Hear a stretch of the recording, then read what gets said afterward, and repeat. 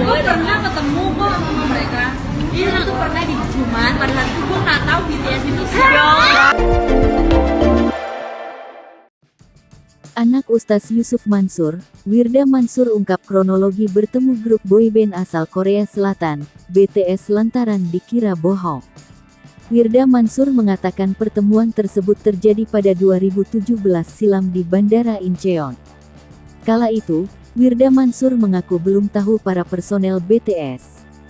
Berawal dari sana, akhirnya Wirda Mansur mengulik soal BTS.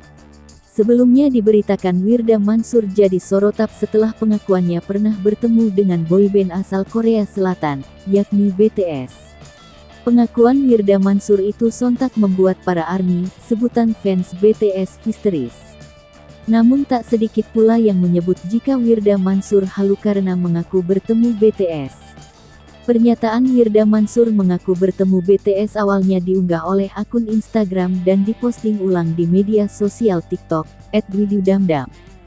Hingga hari ini, video Wirda Mansur yang mengaku pernah bertemu dengan BTS sudah ditayangkan lebih dari 3,3 juta kali. Dalam video singkat tersebut, Wirda sangat antusias untuk menceritakan ia pernah bertemu BTS. Wirda Mansur pun heran, di saat dirinya tidak kenal dengan para anggota BTS, namun dia justru tak sengaja dipertemukan dengan mereka. Setelah video itu viral, warganet banyak yang kembali mengungkit deretan keinginan Wirda Mansur. Wishlist itu diunggah oleh pengguna sosial melalui akun Twitter.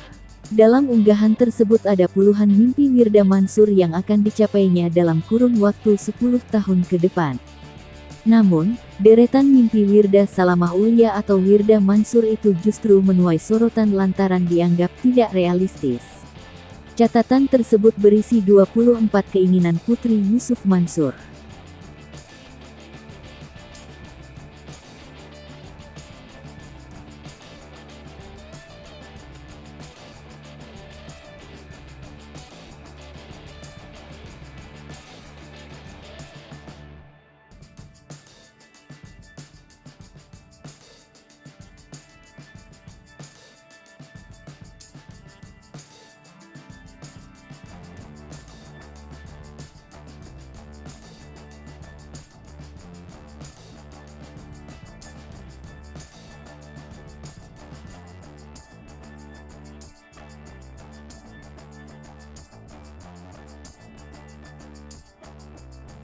Hai pemirsa Sri Popo TV, jangan lupa komen, like, dan subscribe, serta tonton terus berita-berita terupdate lainnya.